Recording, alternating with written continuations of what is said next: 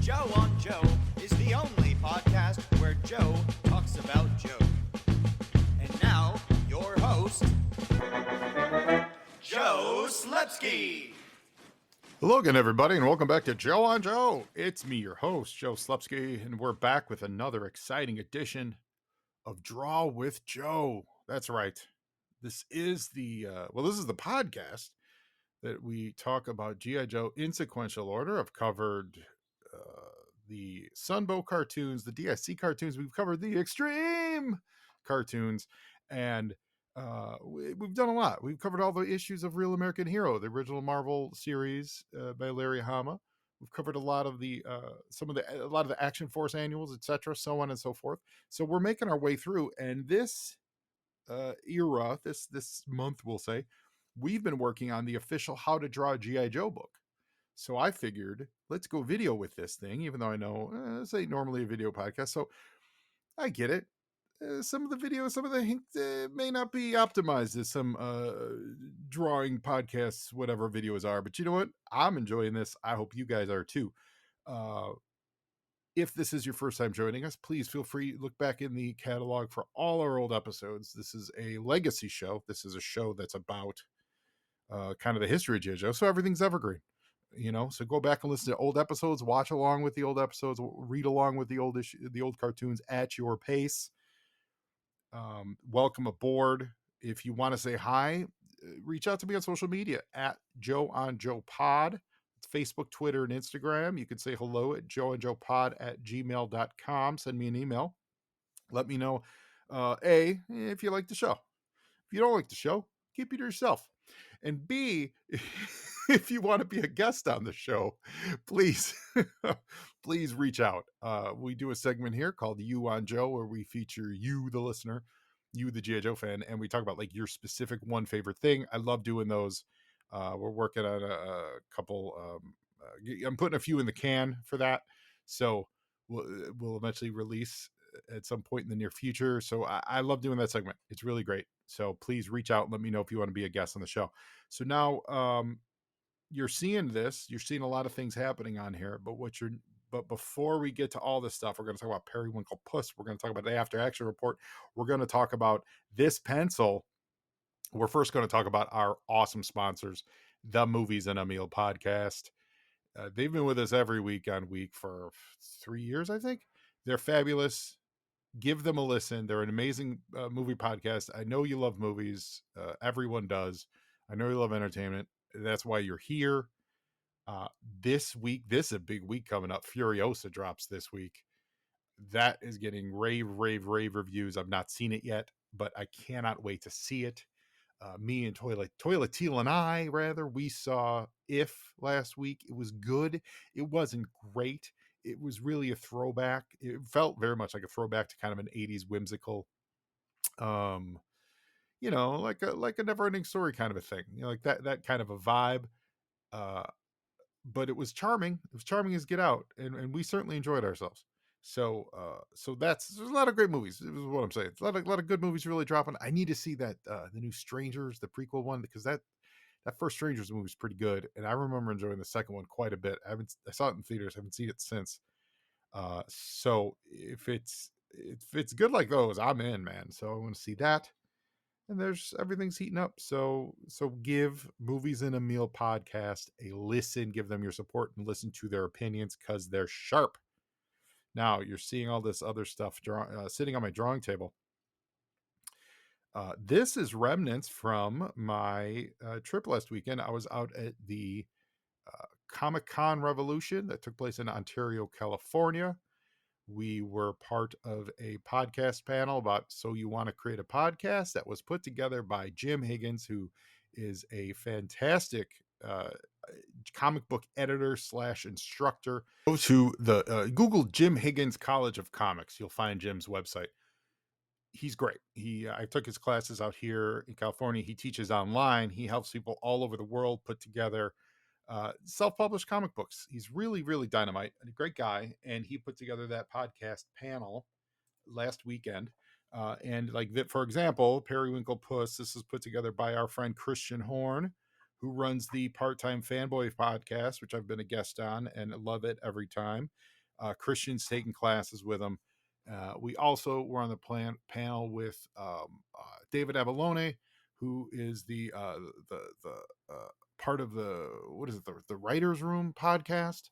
David's a awesome writer, really great writer. He writes the Elvira comic book these days, and he's great. He's got a pulp novel podcast as well.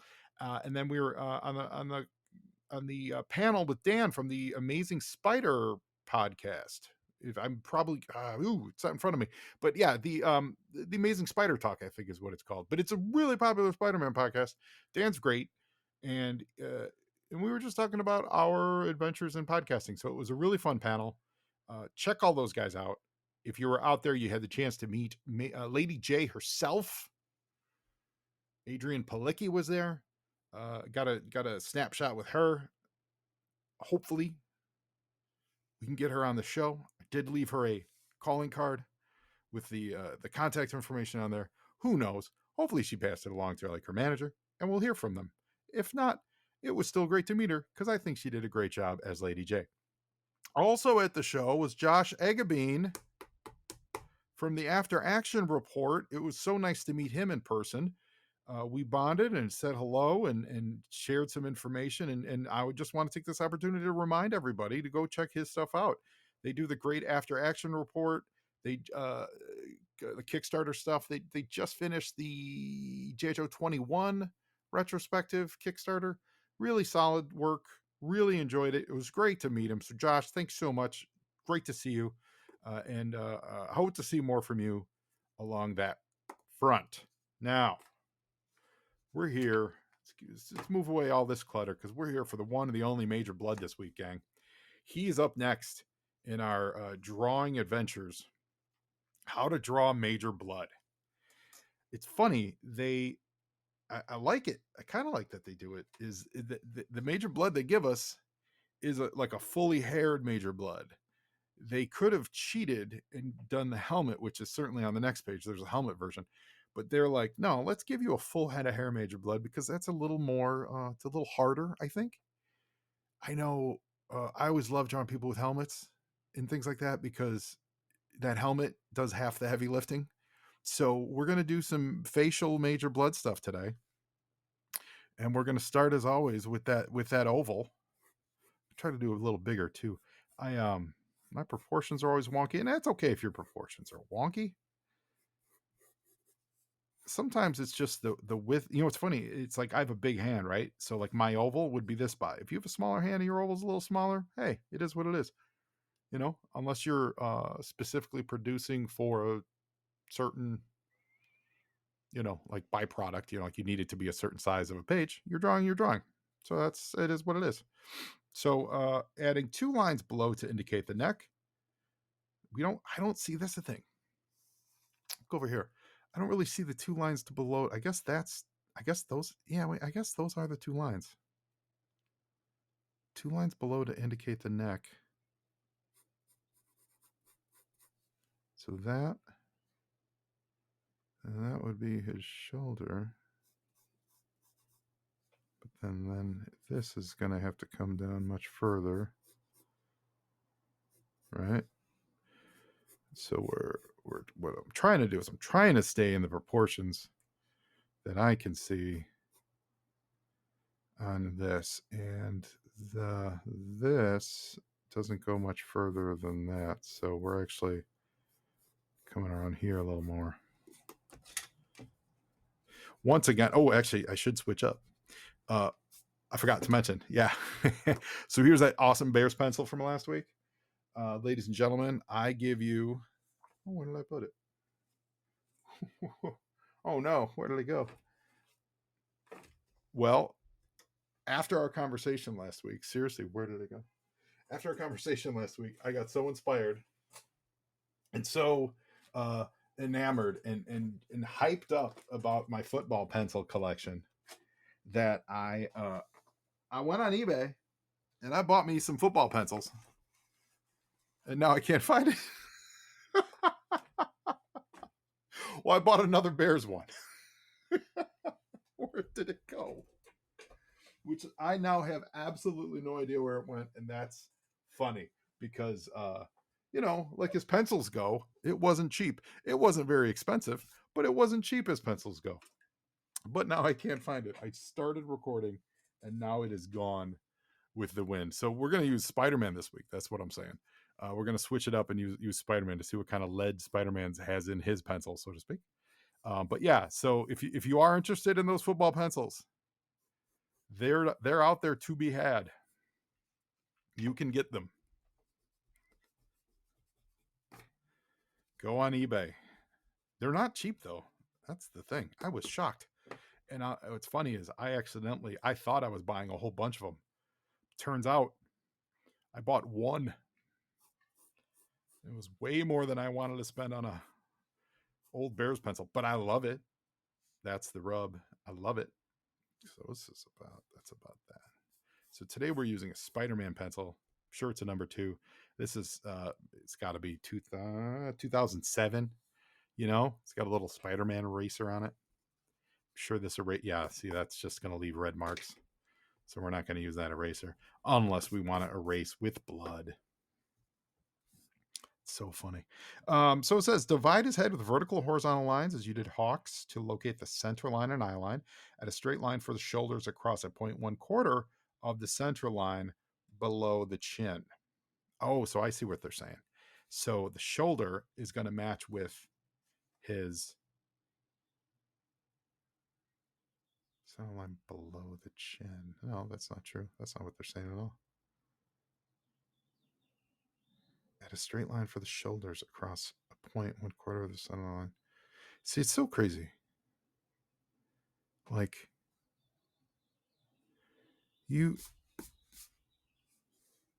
they have instructions. So this is a critique of the book again.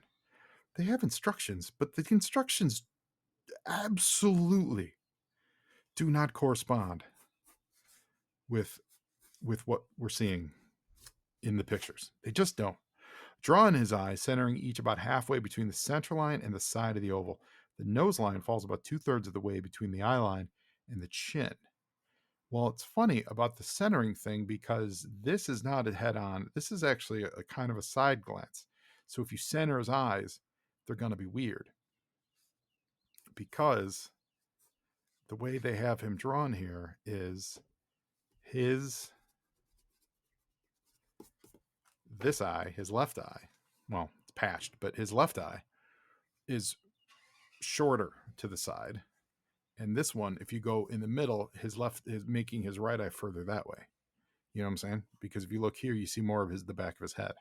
So again, I'm calling into question these instructions, but we're going to do it. I'm going to use that as his eye line.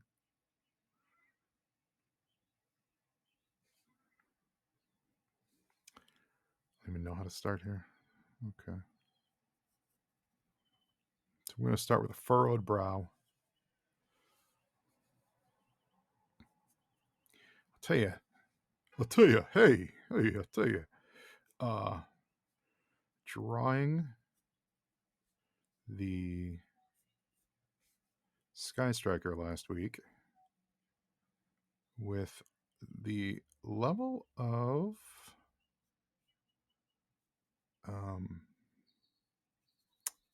I guess exactness, precision, that would be the right word.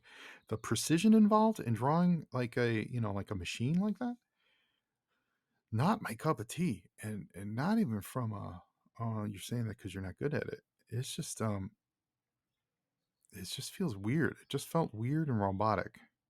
It's why it's, to be honest, it's one of the reasons why we're not doing that's why we're not doing the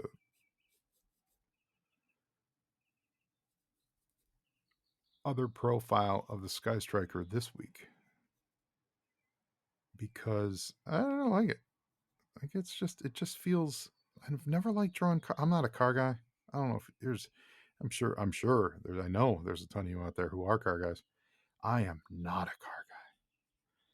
I don't care about cars. It's like, it takes a lot for me even to care about G.I. Joe vehicles, let alone like cars. So he's got his. I'm gonna rough this in. This eye patch. So like, it's like I don't really care. Like, I'm kind of like, drawing. It's not as interesting to me to draw a vehicle versus a human, which shows. However, we live in the world of, we live on the edge of the world of the Transformers too. So, man, there's a lot of great Transformers artists out there who I admire. What they manage to do is that they manage to give life and still make the Transformers, the action of the Transformers look organic, but not, we'll say, broken organic, right? Not like, speaking of broken, he's got a great broken nose here. Like, not like, it's not like it's bending the laws of physics. I think some of the early, man, he's really got furrowed brow. That's great. Some of the early Transformers, either like comic books, either like looked a little too, like they were really, really stiff and not, not lifelike. Like there was no, not lifelike, it's not the right word, but there was no life to them. Or they look too cartoony and they didn't look robotic enough. If that's a nitpick that I can make. I guess that's not a critique. That's just more of a figuring out how to draw that stuff, because at the time we didn't have a lot of long, rich history of people drawing living robot vehicles. A lot of vehicles, sure, a lot of cars and stuff, but cars that were imbued with like humanity, I don't really think so. So I'm kind of jumping up here, I think, because over here it says rough in his hair, indicate the shape of the nose, mouth, sideburns, collar, added pupils and highlights to his eyes. Yeah, so I'm kind of just going with this. Instructions be darned. So yeah, so those early guys that were drawing like the early G.I. Joe comics were really groundbreaking in that. Like, even, you know, anime, like, right? Like, was I guess Voltron and all that stuff. Those are kind of the same. Those are kind of like living, but they're not really, though. That's the thing. Like, they're, even then, let's use Voltron as an example, just to carry this conversation out to its end. Using Voltron as the example, Voltron isn't its own dude. Voltron is dudes inside the dude, right? Like, he's not his own character. So therefore, he doesn't really have emotions, right? He doesn't really have, I might have screwed myself here. You know what I'm saying? He doesn't really have the yeah, it's too much. Voltron doesn't really have a character personality per se. You know what I mean? Neither did like G-Force when they joined together and became whatever that thing was called. It was the characters in the suits, whereas Transformers were the characters themselves. I guess the closest equivalent would be, and stop me if I'm wrong. By stop me, I mean email me with corrections, because you're not in the room with me right now. Disney, right? Disney animated things like, I know at this time Beauty and the Beast didn't exist, but what am I thinking of? The Wizard Mickey Fantasia, right? Where Mickey Mouse got Mickey Mouse. Mickey Mouse got all the brooms and stuff to move, and that's essentially giving life to objects like the Transformers. And so that kind of personality, that's really what you're doing every time you see a Transformer drawn or illustrated or animated. I mean, you're really seeing the result of a Disney-ish right? Kind of experimentation. Even like, let's go back to the Fleischer Superbands. And I got to tell you, I wasn't ready. Draw through the neck to find the cylinder shape of the shirt collar. Oh, that's funny. So they're saying, so to find the cylinder, to find how the shirt collar would wrap around, they're saying actually do this. But you see what I'm doing? I'm ignoring the I'm kind of just drawn. Like, and this is, I've talked about this before. This is my I'll say Achilles heel, weakness. Um it's whatever, I don't know, whatever you want to call it, where I just see it and I kind of jump to the conclusion. I thought this when I was like really young and trying to learn how to draw and not realizing that I was drawing the inked version instead of the penciled version. So I would shortchange myself learning a lot how to do a lot of this, because I would just go to this and I would be like, let me just draw him instead of getting all the underlying stuff right. And I think I do genuinely think that that's both a hindrance to someone's growth, but it can also propel them. But they got to recognize that they're doing it. And I know I didn't recognize I was doing it for a long time. I just, as much as I'll say I knew or know or whatever about comics and drawing and stuff, behind the scenes stuff was all guesswork, a lot of guesswork. I didn't really get how to draw the Marvel way until I was a little later, a little older. And I don't think it really, I don't think it impacted me as much as it should have or could have. But that's all right. Life is long.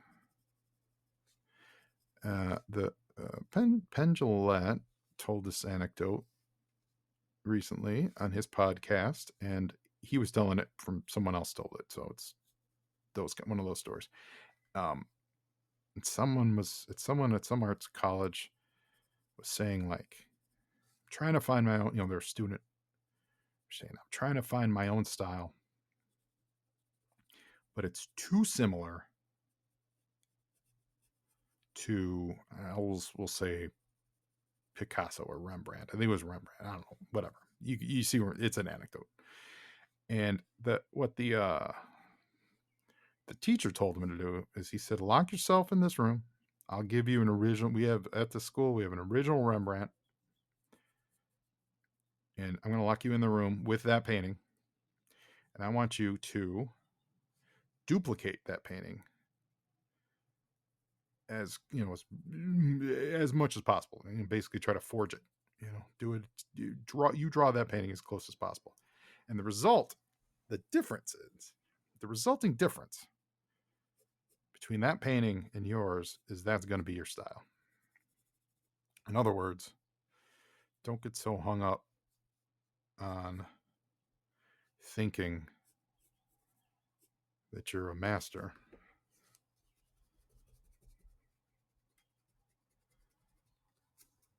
Focus on where you're different.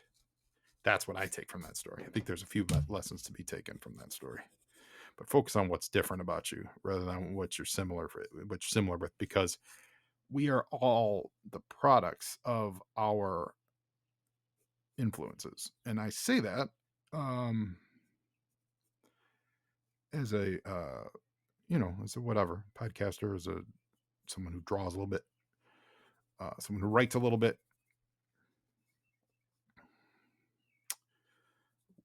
You get influences. No one is in a vacuum. We all both learn from other places. Otherwise, every piece of art would be fresh and original. Of course, you learn from other places. You see what people do and you mimic them. But it's trying to find how that mimic is different, and what about that? What takes you past that mimic and into a realm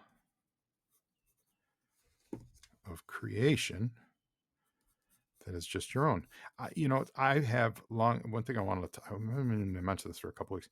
I have long had a theory about creators, writers, and I mean this like writers, painters, artists, things like that, genuinely. That, not saying everyone fits exactly into one of these, but I do have my suspicions that I think a lot of people are fall into this category I'm about to get into. Is that you're there are really wonderful, really talented creators, comics, writers, etc. Not just comic books, but really talented people that do their best stuff with more. I don't want to say boundaries, but um, playpens. Whether it's using someone else's IP and you do good stuff within it, or drawing. We'll say drawing like real world models versus abstract kind of things. There are some that just thrive in it, and I think it's a function of how your brain works. And then there are some creatives that are just so, their brain is so operating on a level, whether it's for whatever reason, whether it's nature, nurture, hallucinogenic, chemical, who knows, but like their brains work on just such a level of spontaneous creativity that they produce just such crazy ideas. And sometimes those ideas aren't fully formed. Sometimes they need some refinement and everything. And not saying either one of those is better, but I really do feel it's rare to find a creator that kind of does both. That kind of has a foot in this just unbridled imagination world, like a Willy Wonka, versus someone who can just absolutely nail a war comic, right? And they just crush it, and whatever decisions they make are absolutely the right ones, and it just, nothing's ever looked realer than that issue of Sergeant Rock, right? I know some, like, for example, my friend and amazing creator Richard Fairgray, he's been on the show. He is dynamite, and he is just unbridled creativity, just absolutely unbridled creativity. He produces more comics than anyone I've ever known or met, period, ever. And I don't, zero hyperbole there. All that dude does is make comic books, and they're different. They all can be just wildly different. And he is just all creation. And I've talked to him about that. And he doesn't necessarily like working with other people's ideas or other IPs, things like that. Like he's a dude that just goes, I've got so much in my head I need to get out.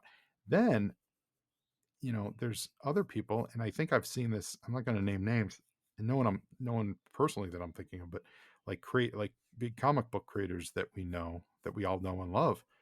Like I look at them and I go, man, they absolutely do their best work with established IPs, like with Superman or Captain America or Spider-Man or X-Men or fill in the blank, whatever that is. It's like, for some reason, there's just some reason that person, their brain works best on some other properties, and I've always found that very interesting. And I don't know why. I don't know what point I'm making. I'm drawing and trying to fill in some time, but I've always seen that distinction, and I don't know. Some people may disagree. Some people may be like, "Oh my God, what are you talking about? I do my best work." Blah blah blah blah. Okay, great, that's cool. But I don't know. I've been observing this stuff for a long time. I may not be making it myself, but I've been observing it for a while. Those are some of the conclusions I've come to. That's why we debate these things. So we're kind of almost done with Major Bludd here, everybody.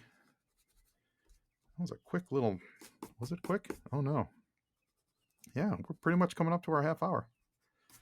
So he's not, let's see here. What's missing here? We got a little, so his jaw needs a little flesh there. I would put that a little bit there. His eye, so this little eye patch thing seemed to be weird, but I gotta be honest, it just seems big on the page. I'm gonna do that. I think that'll help.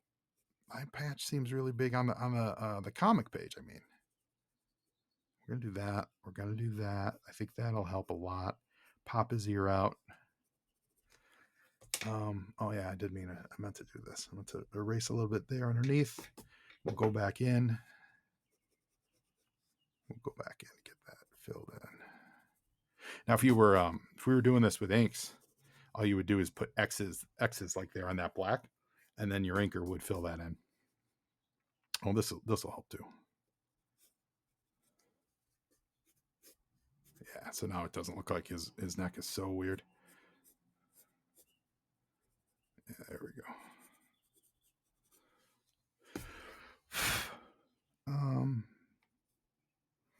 Yeah, his nose is a little off. A little awkward nose. It's funny though.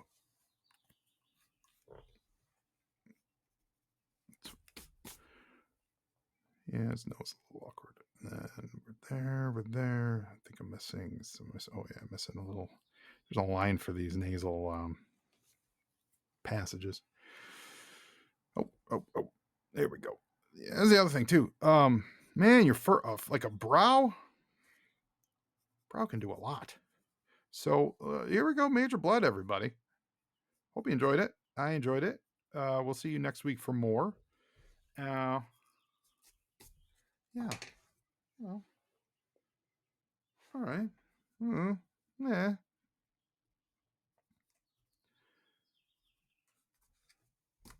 See, it's funny. This is why you want to just draw the helmet, because then you have to deal with the hair. But again, the one thing I absolutely, this is just it's not making excuses, or this is just, I've absolutely noticed this, because the way I sit, because the recording, my angles are always off, and they're always off in their same way of like throwing everything this way, because the place I'm putting my hands. Oh, that's an angry. Was he from Melbourne? Oh no, he was. Anyway, it's Major Bludd, everybody. So I hope you enjoyed it. Hope to see you back next week for more Draw on Joe. Draw with Joe. Draw on Joe is a different show entirely. It involves a tattoo artist and some magic markers. But I hope to see you next week again for Draw with Joe. Until next time, now you Joe, and Joe, half the battle.